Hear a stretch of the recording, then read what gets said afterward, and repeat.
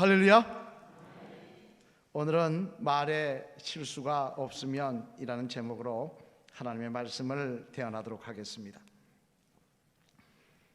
제가 알던 다른 교회 교인 중에 이빨이 많이 좋지 않아서 임플란트 수술을 아주 대대적으로 하신 분이 계십니다만, 지방에서 만나 뵀더니 그분이 저에게 이런 말을 하십니다. 목사님, 말을 할 수 있다는 게 얼마나 감사한 일인지요. 평상시에는 당연하게 생각했는데 수술하는 바람에 잇몸과 볼이 부어 말을 하지 못하게 되니까 얼마나 불편한지 모르겠습니다 라고 말씀하시는 것이었습니다. 왜 그런가 했더니 수술해서 말은 못하는데 등짝이 가려운데 자기는 지금 오른쪽 밑이 가려운 거예요. 그런데 부인은 왼쪽 위를 자꾸 긁어주는 겁니다. 그러니까 이쪽이라고 말하고 싶은데 말은 못하겠고 손은 그냥 자꾸 비비고 오는데 안 되는 겁니다. 아마 여러분도 그런 경험을 해보신 분이 계실 것입니다만, 그때 어떻습니까? 말을 할 수 있다는 게, 그죠? 여기 긁어달라, 조금 더 밑에 더 긁어달라, 왼쪽으로 긁어달라, 얼마나 이게 시원합니까? 우리가 말을 할 수 있다는 것은요, 당연한 것이 아니라 하나님의 은혜이자 하나님의 축복입니다. 이 말을 할 수 있기에 우리는 다른 사람에게 사랑의 말도 할 수 있는 것이고, 또 자녀를 축복하는 말도 할 수 있는 것이고, 더 나아가 하나님께 영광 돌릴 수 있는 말도 할 수 있기 때문에 그렇습니다. 따라서 우리는 우리가 말할 수 있음을 정말 하나님의 은혜인 줄 알고 감사하는 주의 성도가 되어야 할 것입니다만, 그런데 오늘 본문 말씀해 보면 이런 하나님의 특별한 선물인 말도 그냥 선물이라고 막 사용해도 되는 거냐? 그건 아니라고 말씀하십니다. 오늘 본문 8절 말씀 앞을 보시며 우리 한번 같이 읽어보실까요? 시작. 혀는 능히 길들일 사람이 없나니 쉬지 아니하는 악이요 죽이는 독이 가득한 것이라. 아멘. 무슨 말씀입니까? 우리에게 주신 선물인 이 말, 이 말이 잘못하면은 하나님의 축복의 통로가 아니라 우리를 망하게 하는 원흉이 될 수도 있다는 것입니다. 다시 말해 복이 아니라 독이 될 수도 있다는 것입니다. 따라서 우리들이 말을 할 때 항상 조심해야 한다라고 말을 하고 있는 것입니다만, 그러면 여러분, 왜 하나님의 선물인 말이 우리들을 망하게 하는 원흉도 되는 것일까요? 바라기는 오늘은 이 말씀을 살펴봄을 통하여 저와 여러분들의 입술이 하나님 앞에 귀하게 쓰임받고 축복의 통로가 되시는, 은혜를 받는 귀한 통로가 되는 그런 성도의 입술이 되시기를 주님의 이름으로 간절히 축원을 드립니다. 그러면 왜 하나님의 선물인 말이 우리들을 망하게 하는 원흉도 될 수 있는 것일까? 그 이유를 생각해 보면요, 먼저 첫째로 우리 한번 같이 읽어보시겠습니다. 앞을 보시며 시작. 말에는 반드시 책임이 따르기 때문에 그렇다는 것입니다. 뭐가 따른다고요? 책임이 따른다는 것입니다. 오늘 보면 5절로 6절 말씀 앞을 보시면 같이 읽어보시겠습니다. 시작. 이와 같이 혀도 작은 지체로 돼 큰 것을 자랑하도다. 보라, 얼마나 작은 불이 얼마나 많은 나무를 태우는가. 혀는 곧 불이요 불의의 세계라. 혀는 우리 지체 중에서 온몸을 더럽히고 삶의 수레를 불살라나니 그 사르는 것이 지옥 불에서 나느니라. 아멘. 무슨 말씀입니까? 이는 한마디로 말해 이런 말입니다. 말은 그냥 말하는 것으로 끝나는 것이 아니라는 거예요.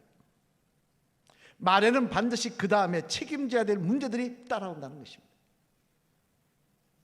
사실 여러분, 저나 여러분이나 인생을 살아오면서요, 말 때문에 낭패를 당한 경험이 있으실 것입니다. 그럴 때 어떻게 하십니까? 우리는 후회합니다. 왜 그때 내가 그런 말을 해가지고 이런 어려움을 겪나? 그리고는 내 입술을 한 대 때리고 싶은 그런 심정이 고백할 때가 있을 것입니다만, 하지만 우리가 주목해 볼 것은 오늘 우리들에게 말에는 반드시 책임이 따른다는 말은 그냥 단순히 내가 후회하면 내 입술을 한 대 때리거나 아니면 다른 사람들 앞에서 망신당하는 것을 말하는 것이 아닙니다. 여기서 책임져야 된다는 말은요, 사람들 앞에 책임을 진다는 말이 아니라 하나님 앞에 책임을 져야 된다는 말인 것입니다. 이는 당장 민수기 14장 말씀을 보아도 알 수 있는데, 거기에 보면 이스라엘 백성들이 출애굽하여 2년 만에 가데스 바네아라는 곳으로 도착하는 내용이 기록되어 있습니다. 여러분, 이 가데스 바네아는 아주 중요한 동네인 것이, 왜냐하면 그곳이 가나안 땅으로 들어가는 입구였습니다. 그러니까 하나님께서는 원래 이스라엘 백성들을 40년 동안 광야에 뺑뺑 돌리려고 생각하신 것이 아니라 원래 계획은 2년 만에 가나안 땅에 들어가게 하시는 것이었습니다. 그래서 그 계획대로 2년 만에 가데스 바네아, 즉 가나안 땅에 들어가는 입구에 섰다는 거예요. 그런데 이들이 보냈던 정탐꾼들의 말을 듣고 뭐라고 말을 합니까? 우리 민수기 14장 2절로 3절 말씀 앞을 보시며 한번 같이 읽어보실까요? 시작. 이스라엘 자손이 다 온 회중이 그들에게 이르되 우리가 애굽 땅에서 죽었거나 이 광야에서 죽었으면 좋았을 것을 어찌하여 여호와가 우리를 그 땅에서로 인도하여 칼에 쓰러지게 하려 하는가? 우리 처자가 사로잡히리니 애굽으로 돌아가는 것이 낫지 아니하랴. 아멘. 무슨 말씀입니까? 자, 부정적인 보고를 받은 이 이스라엘 백성들이 그 가데스 바네 앞에서 뭐라 그랬느냐? 이렇게 고통스럽고 어려울 것 같으면 차라리 광야에서 죽는 게 낫다는 거예요. 물론 힘들고 어려우니까, 보고를 들어보니까 무혈 입성이 하는 것이 아니라 군대가 기다리고 있고 큰 성들이 세워져 있고, 이게 그냥 들어가는 게 싸워야 되니까 걱정이 되고 힘들어서 이런 불평했던 것입니다만, 그런데 이들의 이 불평에 대해서 하나님이 뭐라고 말씀하십니까? 우리 민수기 14장 28절로 30절 말씀 앞을 보시며 같이 한번 읽어보실까요? 같이 읽겠습니다. 시작. 그들에게 이르기를 여호와의 말씀에 내 삶을 두고 맹세하노라.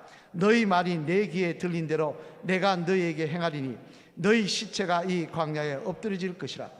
너희 중에서 20세 이상으로서 계수된 자 곧 나를 원망한 자 전부가 여분의 아들 갈렙과 눈의 아들 여호수아 외에는 내가 맹세하여 너희에게 살게 하리라 한 땅에 결단코 들어가지 못하리라. 아멘. 무슨 말씀입니까? 그들이 어렵다 보니까 불평하고 원망했습니다. 하나님을 원망했습니다. 그런데 그게 사라진 게 아니더라는 거예요. 하나님 듣고 기억하시더라는 거예요. 그러고 뭐라고 말씀하십니까? 너희 말대로 해주시겠다는 것입니다. 불평하지 않은 여호수아와 갈렙은 들어가게 하시겠지만 원망하고 불평한 나머지 백성은 38년 동안 광야에서 다 죽이시겠다는 거예요. 여러분, 어떻게 됐습니까? 그대로 행했지 않으셨습니까? 광야에서 그 많던 200만 명을 가까운 사람이 다 죽고 그 자녀들이 들어가고 있는 거 아니겠습니까? 이는 또한 가나안 땅에 들어가지 못한 모세도 마찬가지입니다. 여러분, 모세가 얼마나 가나안 땅에 들어가기를 소망했을까요? 모세는요, 가나안 땅에 들어가기를 정말 꿈꿨습니다. 그렇게 힘들게 40년 동안 이들을 인도하면서 오만 욕을 다 들으면서도 그의 꿈은 오직 하나, 가나안 땅에 들어가는 것이었습니다. 그래서 못 들어간다고 하실 때 제발 한 발이라도 그 땅 밟고 죽게 해달라고 그렇게 요청했던 게 모세였습니다. 그런데 그처럼 소망한 가나안 땅 왜 못 들어간 것입니까? 우리 한번 시편 106편 32절로 33절 말씀 한번 볼까요? 뭐라고, 그 원인이 뭐라고 이야기하는지 같이 읽겠습니다. 시작. 그들이 또 무리바물에서 여호와를 노하시게 하였으므로 그들 때문에 재난이 모세에게 이르러나니 이는 그들이 그의 뜻을 거역함으로 말미암아 모세가 그의 입술로 망령되이 말하였음이로다. 아멘.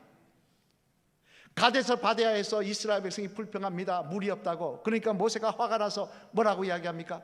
내가 언제까지 너희들을 위해서 물을 내주랴 하면서 마치 자기가 물 내는 것처럼 그렇게 바위를 두드리며 물을 주더라는 것입니다. 그러자 이 말에 대해서 하나님 앞에 그 말이 죄가 되어 하나님 앞에 그 말에 책임을 물어서 그가 가나안 땅에 들어가지 못했다는 거예요. 그러니 여러분, 우리가 말을 함부로 해서 되겠습니까? 하기 쉬운 말이라고 아무렇게나 불평하고 쉽게 원망하며 조금만 어려우면 하나님 원망하고 그렇게 해서 되겠습니까?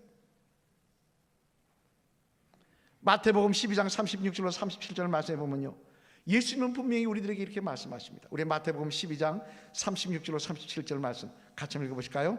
앞을 보시면 같이 읽겠습니다. 시작. 내가 너희에게 이르노니 사람이 무슨 무익한 말을 하든지 심판날에 이에 대하여 신문을 받으리니 내 말로 어렵다함을 받고 내 말로 정죄함을 받으리라. 아멘.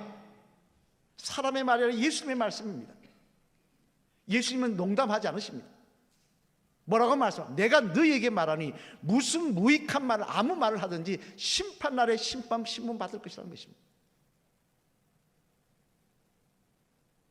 또 잠언 18장 21절 말씀해 보면요, 지혜의 왕이던 솔로몬도 성령 충만하여 이런 말을 합니다. 우리 잠언 18장 21절 말씀 같이 읽겠습니다. 시작. 죽고 사는 것이 혀의 힘에 달렸나니 혀를 썩이 좋아하는 자는 혀의 열매를 먹으리라. 아멘. 무슨 말씀입니까? 말했다고 공중에 사라졌다고 이게 사라진 게 아니라는 거예요.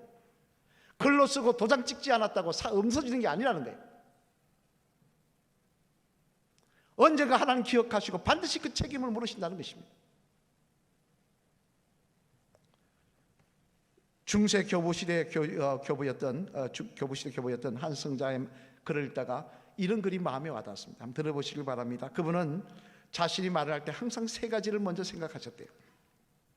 그 세 가지가 뭐냐니까 첫 번째는 지금 내가 말하고 있는 것이 사실인가를 생각했다는 거예요. 여러분, 우리는 말할 때 어떻게 합니까? 남한테 듣고 이야기합니다. 내가 보지 않은 것도 본 것처럼 이야기합니다. 들려온 이야기에다 더 플러스해서 막 이야기합니다. 두 번째로는 이 교부는 또 뭘 생각했느냐, 이 말을 하여서 저 사람에게 해가 되겠는가 득이 되겠는가를 생각했다는 것입니다. 이 말이 사실이라 하더라도 이 말을 해가지고 다른 사람에게 해가 될 것인가 득이 될 것인가를 생각하며 말했다는 거예요. 마지막 세 번째로 그는 이런 말도 생각을 하며 말을 했다고 합니다. 내가 반드시 해야 될 말인가? 이 말을 내가 반드시 해야 될 말인가?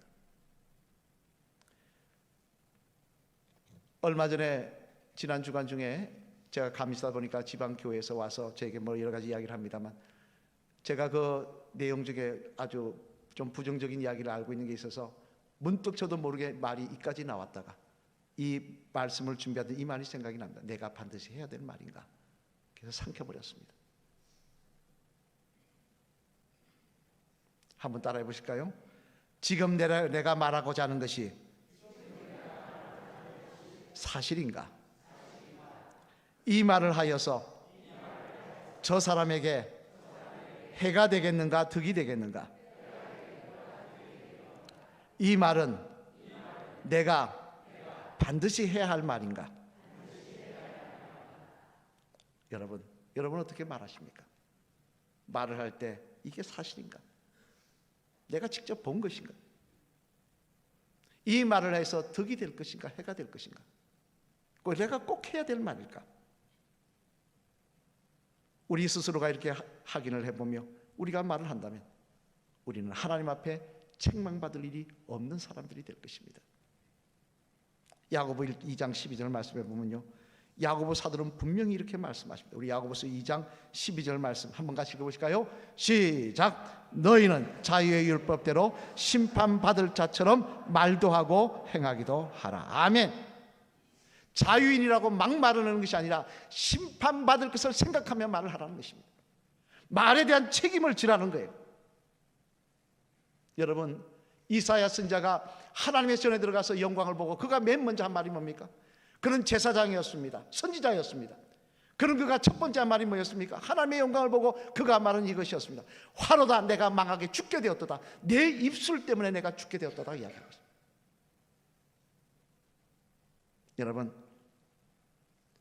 우리가 하는 말이 사라지는 것이 아니라 하나님 들으시고 책임을 물으신다는 사실, 제가 하는 이야기가 아니라 성경에 기록된 말씀입니다.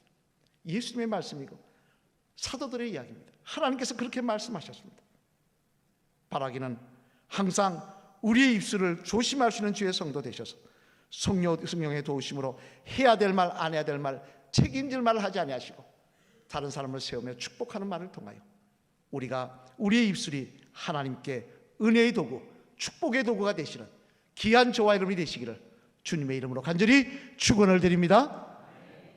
둘째로는 또 말이 왜 우리에게 문제가 되느냐? 같이 한번 읽어보시겠습니다. 시작. 말을 통해 마귀가 역사하기 때문에 그렇다는 것입니다.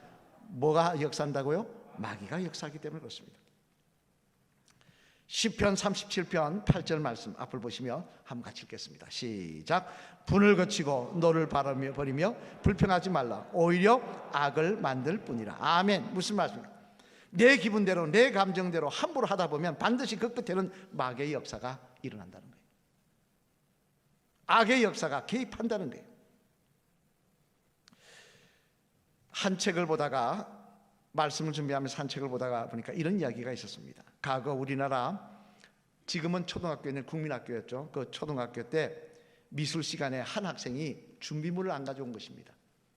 지금이야 뭐 다 준비물 안 가져오는 학생들이 별로 없습니다만 옛날에 참 가난했지 않습니까?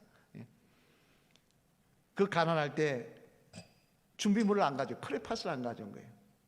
그래서 그림을 목걸이가 앉아있자 선생님이 와가지고는 화가 나가지고 인정사정 없는 모습으로 그냥 머리를 꽉 쥐어박으면서 이렇게 말했다는 겁니다. 도대체 이분이 몇 번이야? 다음부터는 훔쳐라도 가져와. 훔쳐서라도 가져오라 그랬다는 거예요. 그로부터 17년이 지난 후에 이 학생이 재판대 앞에 섰습니다. 그 아이가 누구냐면, 여러분 지존파 아시죠? 지존파 여러분 4명인가 되는 그 중에 한 명이었습니다. 변론 시간에 그가 이렇게 이야기합니다. 내가 초등학교 다닐 때 그 선생님 말 한마디가 내 인생을 바꿨습니다. 훔쳐서라도 가져와라고 하며 지어박으며 했던 그 말 한마디가 인생을 바꿔놨다는 거예요. 바르게 살 수 있는 아이를 그 말 한마디로 악의 도구로, 마귀의 도구로 만들어버렸다는 거예요. 기가 막힌 일 아니겠습니까? 그러나 이런 일은 세상에만 있는 것이 아니더라는 거예요. 특히 교회 안에서도 우리들의 잘못된 말을 통해 마귀가 하나님의 역사를 방해하더라는 것입니다. 당장 누가복음 22장 말씀에 보면요, 기가 막힌 내용이 기록되어 있는데 제자들이 어떤 일을 하느냐, 서로 이야기합니다. 누가 더 높은 자리에 오를 거냐, 누가 더 출세할 거냐, 누가 더 예수님이 왕이 되시면 높은 자리에 앉을 거냐, 그래서 싸웁니다. 근데 재미난 것은요, 그게 예수님의 제자로 처음 부름을 받았을 때, 속된 말로 서로 잘 알지도 못했을 때 네가 크냐 내가 크냐 도토리 키대기 하면서 서열 정할 때 그런다면 이해가 가요. 그렇지 않습니까? 우리도 모이면 나이가 어떻게 되십니까? 연세가 어떻게 되십니까? 뭐 이런 거 물어보지 않습니까? 내가 한 살 많습니다. 뭐 이런 이야기 하지 않습니까? 근데 이때는 3년이 지난 다음이에요. 이미 베드로가 수제자가 되고 사도 요한이 제일 막내가 되고 다 서열 정해졌어요. 그리고 더 기가 막힌 것은 이때가 바로 며칠 후면 예수님 십자가에 못 박힐 때입니다. 예수님 계속 십자가 이야기를 하십니다. 그런데 왜 이들이 이렇게 싸우고 난리가 난 것입니까? 안 하던 짓을 하는 것입니까? 그 이유도 한 사람의 말 때문이었습니다. 한번 볼까요? 마태복음 20장 20절로 21절 말씀 앞으로 보시기 같이 읽겠습니다. 시작. 그때 세베대의 아들의 어머니가 그 아들들을 데리고 예수께 와서 절하며 무엇을 구하니 예수께서 이르시되 무엇을 원하느냐 이르되 나의 이 두 아들을 주의 나라에서 하나는 주의 우편에 하나는 주의 좌편에 앉게 명하소서. 아멘. 무슨 이야기입니까?